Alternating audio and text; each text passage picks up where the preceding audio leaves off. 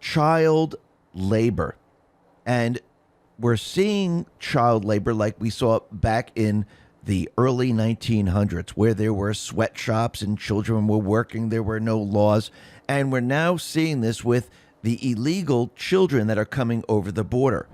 And what's very interesting about that is that there's a class action lawsuit that was filed against Ben and Jerry's for allegedly using migrant child labor. And the plaintiff, David Tenyor, alleges he would not have purchased or would have paid less for Ben and Jerry's product if he had known migrant children labor was used. And basically, you can see that now people are waking up. The people are saying, yeah, something's going on here. And these children were working on these milk farms, and the milk was used to make Ben and Jerry's.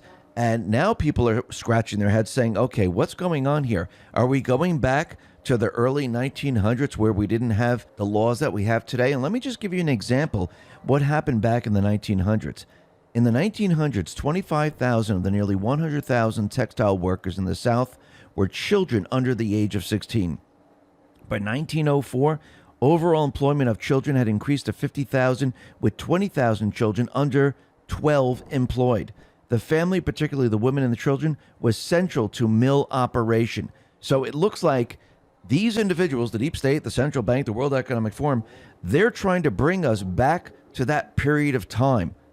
And it seems that the Biden administration and the fake news and all this, they're not really concerned about this, because we should be seeing reports. We should see the administration reacting to this, because remember, they're the ones who are bringing in all these children. But again, we know they have a completely different agenda. And this is why they're really not looking at this. They're really looking the other way. But I do believe this information is getting out, and more people are starting to realize what's going on here. Now, the other thing that's very interesting is that the oil execs, they're raising red flags on the U.S. energy production right now, because the energy production here in the United States is decreasing like we've never seen before.